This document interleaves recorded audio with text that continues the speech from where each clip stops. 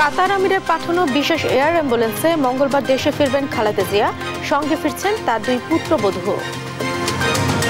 হেফাজতের ঘোষণাপত্রে নারী সংস্কার কমিশন বাতিল, শাপলা ও জুলাই গণহত্যার বিচার সহ 12 দফা, 23 মে বিক্ষোভ সমাবেশ। গণহত্যার বিচারের পাশাপাশি ভারতীয় আধিপত্যবাদ ও আওয়ামী ফ্যাসিবাদের দালালদেরও বিচার করতে হবে। মতপার্থক্য থাকলেও সংস্কার প্রস্তাবে দলগুলোকে ছাড় দিতে হবে, কয়েকটি রাজনৈতিক দলের বৈঠকে আলী রিয়াজ। ছোট ফেনী নদীর ভাঙনে ঘরবাড়ি, কৃষিজমি, শিক্ষা প্রতিষ্ঠান বিলীন, চরম ঝুঁকিতে সোনাগাজে 27 কিলোমিটার এলাকা। আমরা ঘর নদী ভেঙে নিচে গো, আমরা বহুত কষ্টে আছি, দুঃখে আছি। এই বাড়িঘর চলে গেলে যে কোথাও আমরা দাঁড়াবো, আমাদের সেই ব্যবস্থা নাই। এবং টাঙ্গাইলে ভালো ফলন ও দাম পাওয়ায় বাড়ছে ভুট্টার আবাদ, কৃষি জমি সহযোগিতা করছে না, অভিযোগ কৃষকের।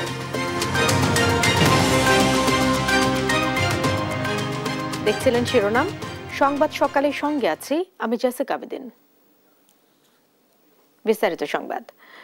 সোমবার কাতার আমিরের পাঠানো বিশেষ এয়ার অ্যাম্বুলেন্সে করে দেশের উদ্দেশ্যে রওনা দেবেন বিএনপি চেয়ারপারসন বেগম খালেদা জিয়া।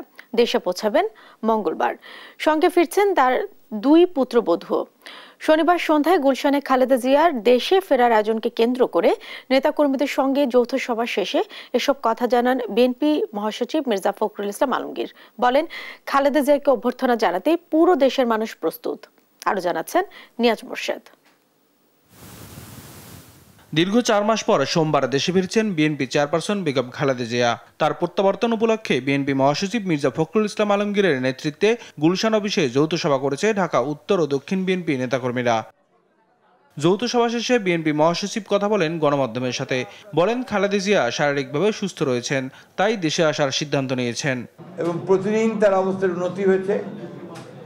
একদিকে আপনার একটা ভালো পরিবেশ, বিশেষ করে পারিবারিক পরিবেশে, এবং একই সঙ্গে পরীক্ষা নিরীক্ষার মধ্য দিয়ে তার কিছুটা উন্নত চিকিৎসার মধ্য দিয়ে তিনি আল্লাহর অশেষ রহমতে আগের চাইতে অনেক সুস্থ বোধ করছেন।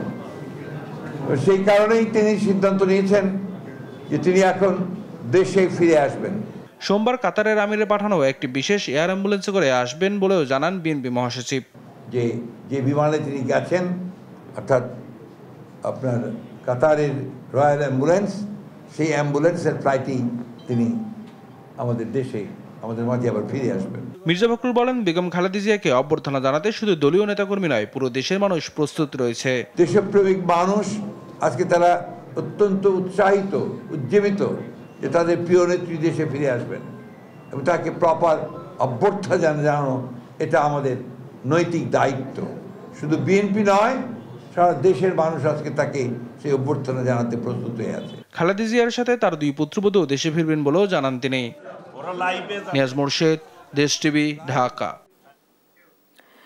নারী সংস্কার কমিশন বাতিল সহ 4 দফা দাবিতে আয়োজিত মহাসমাবেশ থেকে 12 দফা ঘোষণাপত্র দিয়েছে হেফাজতে ইসলাম।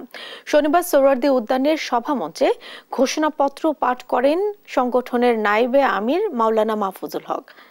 এ সময় নারী সংস্কারের নামে কোরআনকে কটাক্ষ করা হয়েছে দাবি করে জড়িতদের বিচার দাবি করেন যুগ্ম মহাসচিব মামুনুল হক। দাবি আদায়ে 23 মে সারা দেশে বিক্ষোভ সমাবেশের ঘোষণা দেওয়া হয়। মোহাম্মদ আলাউদ্দিনের রিপোর্ট। 2013 সালে রাজধানীর শাপলা চত্বরে হেফাজতে ইসলামের নেতাকর্মীদের হত্যার বিচার, নারী সংস্কার কমিশনের প্রতিবেদন বাতিল সহ 4 দফা দাবি এবং 12 দফা ঘোষণাপত্র দিয়েছে হেফাজতে ইসলাম। শনিবার রাজধানীর সোহরাওয়ার্দী উদ্যানে মহাসমাবেশে এই দাবিগুলো তুলে ধরেন সংগঠনটির নায়েবে আমির মাওলানা মাহফুজুল হক। জানান, নারী বিষয়ক সংস্কার কমিশন ও কোরআন বিরোধী প্রতিবেদন দ্রুত বাতিল করতে হবে। সেই সঙ্গে শাপলা চত্বর ও জুলাই গণহত্যার বিচারে গতি আনতে ট্রাইব্যুনালের সক্ষমতা বৃদ্ধিরও দাবি জানান তিনি। নারী বিষয়ক সংস্কার কমিশন ও তাদের কোরআন বিরোধী প্রতিবেদন অবিলম্বে বাতিল পূর্বক আলেম ওলামার পরামর্শক্রমে ধর্মপ্রাণ বৃহত্তর নারী সমাজের প্রতিনিধিদের অন্তর্ভুক্ত করে নতুন কমিশন গঠন করতে হবে।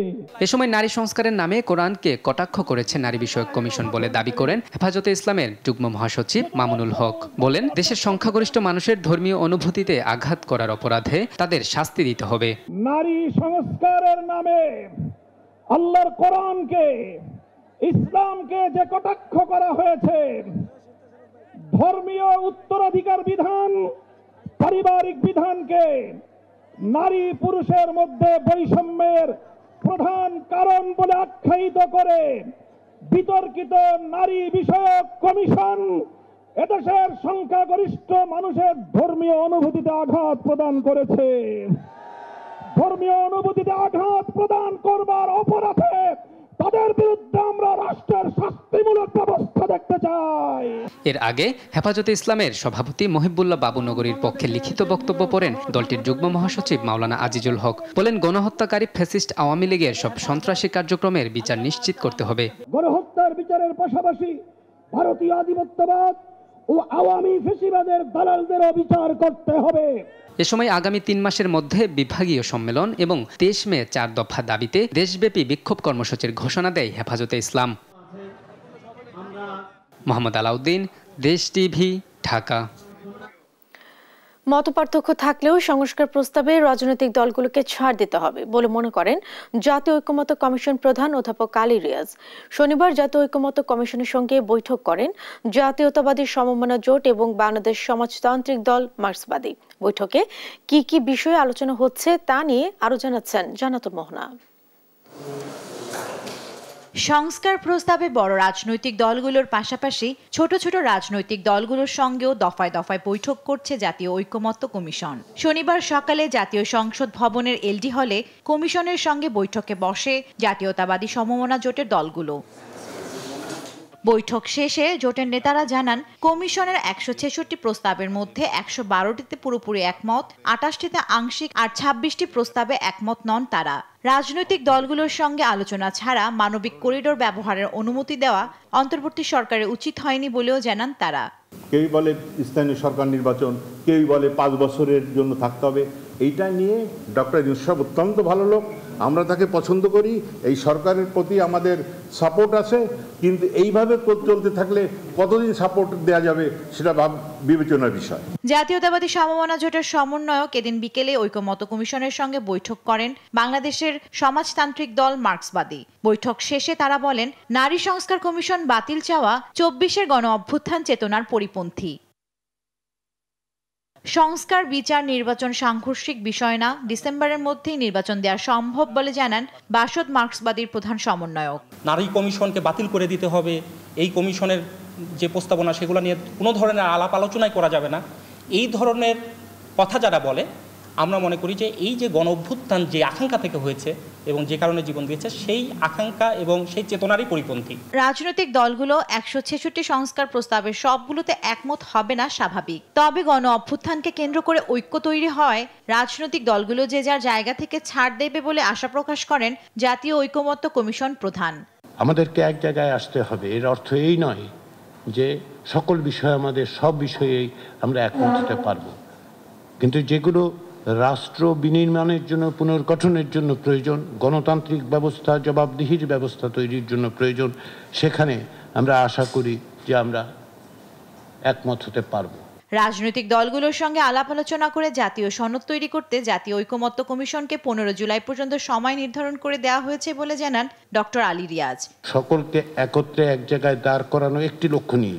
জান্নাতুল মোহনা, দেশ টিভি, ঢাকা। ছোট ফেনী নদীর 2 তীরের ভাঙনে চরম ঝুঁকিতে সোনাগাজী উপজেলার প্রায় 27 কিলোমিটার এলাকা। একের পর এক ঘরবাড়ি, কৃষিজমি, শিক্ষা প্রতিষ্ঠান বিলীন হচ্ছে নদীগর্ভে।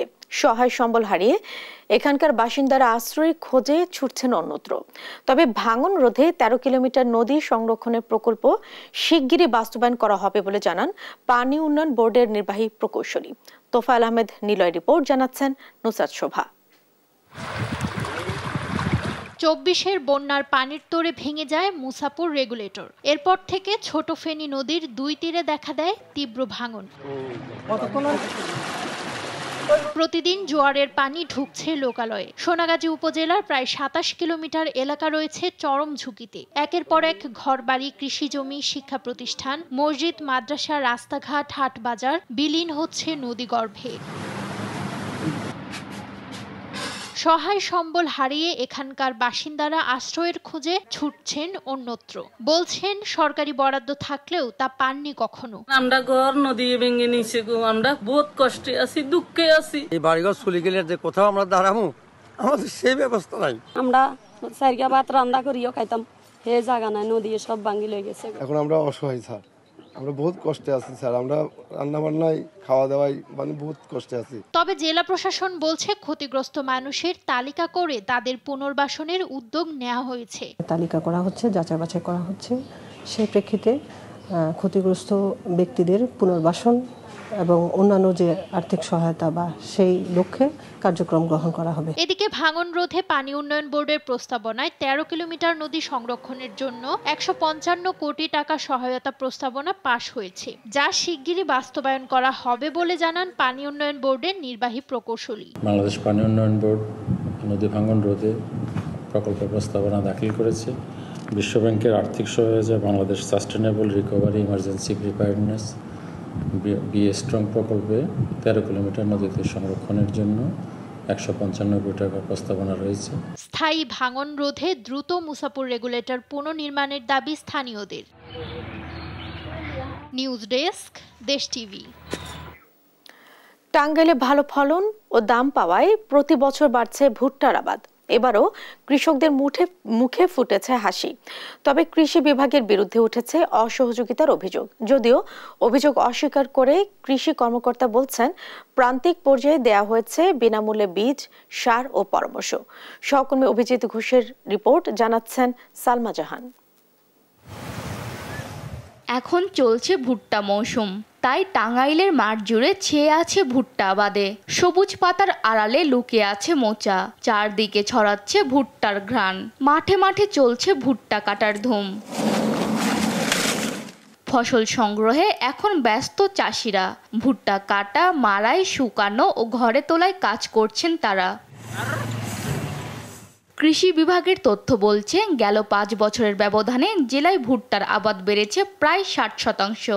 অন্যান্য ফসলের তুলনায় এটির উৎপাদন খরচ কম ও লাভজনক হওয়ায় চাষে ঝুঁকছেন অনেকে। এছাড়াও ভুট্টা গাছ গোখাদ্য ও জ্বালানি হিসেবেও ব্যবহার করা হয়। তবে কৃষি বিভাগ থেকে কোনো সহযোগিতা না পাওয়ার অভিযোগ চাষিদের। নিজেরাই সবকিছু করলাম, বোনা থেকে শুরু করে নিরান সবকিছু নিজেরা দুজনেই করছি। তখন কিছু আল্লাহ দিব, সরকার থেকে যদি কৃষি থেকে যদি একটু সহযোগিতা করতো, ভালো একটু ফসল পাইতাম। আবাদ করছি, এই 20% জায়গায় আমার খরচ গেছে 12,000 টাকা। তাতে অনুমানিক আমি ভুট্টা পাবো 18 মনের মতো, আনুমানিক তো 20-22 হাজার টাকার পাবো। যদিও চাষিদের অভিযোগ অস্বীকার করে কৃষি কর্মকর্তা বলছেন, জেলায় প্রায় 1,500 প্রান্তিক কৃষকদের প্রণোদনা দেওয়ার পাশাপাশি দেওয়া হয়েছে সার্বিক পরামর্শ। কৃষি সম্প্রসারণ অধিদপ্তর কৃষকদেরকে পরামর্শ দিয়ে যাচ্ছি। তাদেরকে আমরা প্রায় এই বছর টাঙ্গাইল জেলাতে 1500 কৃষককে প্রণোদনা দেওয়া হয়েছে। বিভিন্ন প্রকল্পের আওতায় তাদেরকে প্রদর্শনী দেওয়া হচ্ছে ভুট্টার। এগুলোও তাদেরকে ভুট্টা চাষে উদ্বুদ্ধ করছে। আমরা কৃষি অফিস থেকে তাদেরকে বিভিন্ন রোগ বালাই, পোকামাকড়, তার ভুট্টা যেই চাষাবাদের যে পুরো টাইমটা দিই, তাদেরকে বিভিন্ন পরামর্শ আমরা তাদেরকে দিয়ে যাচ্ছি। এদিকে অর্থনীতিবিদরা বলছেন, ভুট্টা চাষ বাড়লেও অন্যান্য ফসল উৎপাদনে তেমন কোনো ক্ষতি হবে না। উল্টো প্রান্তিক কৃষকদের আর্থসামাজিক অবস্থার উন্নতি হবে। নিম্ন আয়ের মানুষের যে চাহিদাগুলা, আমিষের চাহিদা এবং অন্যান্য চাহিদাও কিন্তু পূরণ করা যাচ্ছে। বিভিন্ন ধরনের কারখানা যদি করা হয়, তাহলে দেখা যাচ্ছে যে এই ভুট্টার যে প্রসেসিং এর যে ওয়েটা ছিল, সেই সময়টা এখন কম লাগছে এবং আগে যে সময় লাগতো তার থেকে অনেক কম সময়ে আমরা প্রসেসড একটা খাবার কিন্তু মানুষের কাছে পৌঁছে দিতে পারতেছি। চলতি মৌসুমে জেলায় বারিশ হলো কোহিনূর সহ বিভিন্ন জাতের ভুট্টার চাষ হয়েছে। নিউজ ডেস্ক, দেশ টিভি। রাজধানীর পুরানা পল্টনের সাব্বির টাওয়ারের 11 তলার ছাদে লাগা আগুন 4 ঘন্টা চেষ্টার পর নিয়ন্ত্রণে এসেছে। ফায়ার সার্ভিসের 7টি ইউনিট গেল রাত 12টা 25 আগুন নিয়ন্ত্রণ আনে। এর আগে শনিবার রাত 8:30টার দিকে এ আগুনের সূত্রপাত ঘটে। আরো জানাচ্ছেন এনআই নাহিদ। শনিবার রাত 8:30টার দিকে রাজধানীর পুরানা পল্টনের সাব্বির টাওয়ারের 11 তলার গোডাউনে আগুন লাগে। সন্ধ্যা 8টা নাগাদ যখন ফোন পাই আমাদের অফিস 9 তলায়, তখন শুনি যে আমাদের বিল্ডিং এ আগুন লাগছে। তা আগুন লাগার পরে আমরা তাৎক্ষণিকভাবে চলে আসি। চলে আসার পরে এখনো দেখছি আগুন জ্বলতেছে, নিবে না। সাব্বির টাওয়ারে আগুন লেগেছে, তো আমরা দ্রুত ওইখান থেকে চলে এখানে আসি এবং আসার পরে দেখি যে এই এলাকাটার এখনো লোডশেডিং চলতেছে, কোনো প্রকার আগুন নাই। তারপরে সাথে সাথে ফায়ার সার্ভিস আসে। খবর পেয়ে ফায়ার সার্ভিসের 7টি ইউনিট ঘটনাস্থলে আসে আগুন নেভাতে। এই সময় পুলিশ, র্যাব ও সেনাবাহিনীর সদস্যরা তাদের সহযোগিতা করে।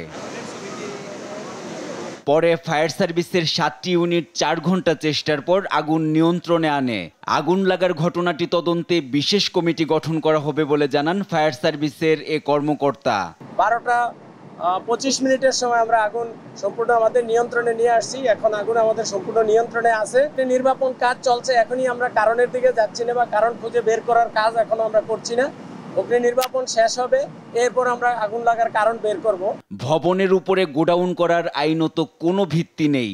নগরীতে ভবনগুলোর নিজস্ব আগুন নেভানোর ব্যবস্থা থাকার প্রয়োজন বলে মনে করেন কলকারখানা ও প্রতিষ্ঠান পরিদর্শন অধিদপ্তরের এ কর্মকর্তা। এর উপরে আসলে টিনের কোনো শেড করে কোনো ধরনের গোডাউন অথবা থাকার জায়গা এই ধরনের করার আসলে আইনগত কোনো ভিত্তি নাই। তো দেখা যাচ্ছে যে বিল্ডিং এ সিকিউরিটি গার্ড থাকার জন্য কি যারা ক্লিনার আছে ছোট ছোট প্রস্তুত থাকার জন্য পরীক্ষা করা হয়, এগুলো আসলে কোনো ধরনের কোনো বৈধতা আসলে নাই। এই ক্ষেত্রে আসলে সিটি কর্পোরেশন থেকে, রাজস্ব থেকে আরো অনেক বেশি তৎপর হওয়া দরকার। এই আগুনের ঘটনায় কেউ হতাহত হয়নি বলে জানিয়েছে ফায়ার সার্ভিস। NI নাহিদ, দেশ টিভি, ঢাকা। যশোরে চৌগাছা সড়কের জাগোহাটি মোড়ে সিএনজি ও ট্রলির মুখোমুখি সংঘর্ষে একজন নিহত হয়েছেন। এই সময় আহত হন আরও 4 জন। শনিবার রাত 10:30টার দিকে চৌগাছা থেকে যশোর আসার সময় জাগোহাটি রুলপাড়া মোড়ে অপর দিক থেকে আসা ট্রলির মুখোমুখি সংঘর্ষে ঘটনাস্থলে সেলিম রেজা নামে একজন নিহত হন। এ সময় আহত অবস্থায় বিমান বাহিনীর সদস্য রফিকুল ইসলামকে যশোর সম্মিলিত সামরিক হাসপাতালে ভর্তি করা হয়। পরে আহত সোহেল রানা, সুজন হোসেন এবং নাসরিন আক্তারকে পুলিশ উদ্ধার করে যশোর জেনারেল হাসপাতালে ভর্তি করে। এই ঘটনায় কোতোয়ালি মডেল থানায় একটি অপমৃত্যু মামলা রেকর্ড করা হয়েছে বলে জানিয়েছে পুলিশ।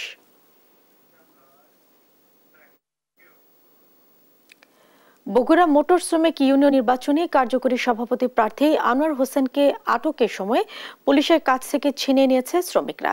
শনিবার বিকেলে নির্বাচনের প্রার্থিতা যাচাই বাছাই শেষে চারমাথা কেন্দ্রীয় বাস টার্মিনাল এলাকায় এই ঘটনাটি ঘটে। তাকে পুলিশের পিকআপ ভ্যানে উঠানোর সময় মোটর শ্রমিকেরা চারপাশ থেকে পুলিশ সদস্যদের ঘিরে ফেলে। এক পর্যায়ে তারা আনোয়ারকে ছিনিয়ে নিয়ে বগুড়া নওগাঁ আঞ্চলিক মহাসড়কের একটি অটো ভ্যানে করে নিয়ে যান। শ্রমিকদের অভিযোগ, আনোয়ারের বিরুদ্ধে কোনো মামলা না থাকলেও কয়েকজন শিক্ষার্থীর পরিচয় দানকারীর চাপে তাকে আটক করে পুলিশ। এদিকে পুলিশ জানায়, মামলা আছে এমন অভিযোগে তাকে জিজ্ঞাসাবাদের জন্য আটক করা হচ্ছিল। এর আগে জুলাই আগস্ট অভ্যুত্থানে মামলার আসামি ও নির্বাচনের আরেক প্রার্থী জেলা শ্রমিক লীগের সহসভাপতি নজরুল ইসলামকে গ্রেফতার করে নিয়ে যায় পুলিশ। আমার সেক্রেটারির টাইমে মিটিং করতে আসছে, সেখানে আপনি পুলিশ, র্যাব, বিজিবি, আর্মি কেন তুলে নেবেন? এখানে উনি প্রার্থিতা যাচাই বাছাই করার জন্য আসছে। ওনার বিরোধী পক্ষ পুলিশদেরকে উস্কানি দিয়ে দিচ্ছে যে ওনার বিরুদ্ধে রাজনৈতিক কোনো মামলা আছে। আমরা তাকে জিজ্ঞাসাবাদের জন্য যে আসলে তার নামে কোনো মামলা আছে কিনা পরীক্ষা নিরীক্ষা করে তার সাথে কথা বলার প্রাক্কালেই আসলে এখানে উৎসুক কিছু জনতা ছিল, শ্রমিক ভাইরা ছিল, তারা ভুল বুঝে আমরা তাকে অ্যারেস্ট করেছি। বিষয়টি তারা বুঝে আমাদের সঙ্গে একটু অসৌজন্যমূলক আচরণ করে। গাজীপুরে বারবার ঝুট গুদামে আগুন লাগার কারণ ও করণীয় সম্পর্কে জানাবেন ফায়ার সার্ভিস কর্মকর্তা। সেখান থেকে সরাসরি যুক্ত হচ্ছেন সহকর্মী নজরুল ইসলাম। নজরুল, এই বিষয়ে কি বলছেন তিনি, আর ক্ষয়ক্ষতি সম্পর্কে কিছু জানতে পেরেছেন কিনা, আগুন নিয়ন্ত্রণে এসেছে কিনা, বিস্তারিত পরিস্থিতি জানাবেন। জেসিকা, গাজীপুরের আপনার দেউলিয়াবাড়ি অর্থাৎ কোনাবাড়ি যে এলাকায় অগ্নিকাণ্ড সংঘটিত হয়েছে, তো সেখানে কিন্তু আপনি দেখতে পাচ্ছেন যে এখানে কিন্তু 20-25টির মতন যে গার্মেন্টসের পরিত্যক্ত যে জুট যেটা রাখা হয়, এখান থেকে কিন্তু বিভিন্ন জায়গায় বিক্রি করা, অর্থাৎ গার্মেন্টসের যে পরিত্যক্ত কাপড় যেগুলো রয়েছে সেইগুলো এলাকায় কিন্তু যে গোডাউনগুলো রয়েছে, সেই গোডাউনে কিন্তু আপনার গতকালকে সংঘটিত যে আগুন লেগেছিল সেটা কিন্তু আজকেও আপনার দেখতে পাচ্ছেন যে সম্পূর্ণ এলাকায় কিন্তু ধোঁয়া উঠতেছে এবং আগুন কিন্তু এখনো জ্বলছে। তো ফায়ার সার্ভিস কিন্তু আগুন নিভিয়ে গেছেন, তারপরেও কিন্তু আমরা দেখতে পাচ্ছি যে এখানে কিন্তু যে বিশাল যে এরিয়া রয়েছে সেই এরিয়াতে কিন্তু আগুন এখনো দেখতে পেয়েছি যে আমরা আগুন জ্বলতেছে। তো এর পাশাপাশি যে সাধারণ যে এখানকার লোকজন রয়েছে অর্থাৎ এই মানে গোডাউন যাদের ছিল তারা কিন্তু একটি স্পিনিং এবং সুতার মিলকে দায়ী করছেন এবং জাহাঙ্গীর আলম নামে ওই লোককে কিন্তু তার ফ্যাক্টরি থেকে কিছুদিন পর পর কিন্তু এই অগ্নিকাণ্ডের মানে সংগঠিত হতো, কিন্তু সে কোনো ব্যবস্থা না রেখেছেন এবং কালকে যে ঘটনাটা ঘটেছে সম্পূর্ণ কিন্তু তাকেই দায়ী করছেন যে এখানে তার যে সুতার মিল রয়েছে সেই সুতার মিল থেকে কিন্তু অগ্নিকাণ্ড সংগঠিত হয়। তারপরে কিন্তু আশপাশের যে মানে আরো যে গোডাউন রয়েছিল সেই গোডাউনগুলোতে কিন্তু ছড়িয়ে পড়ে। তো আপনি জানেন যে এখানে কিন্তু আমরা দেখতে পেয়েছি কাঠ এবং বাঁশ দিয়ে কিন্তু এখানে ব্যবসা করতেছেন এবং তারা যে গোডাউন তৈরি করছেন কাঠ বাঁশ দিয়ে।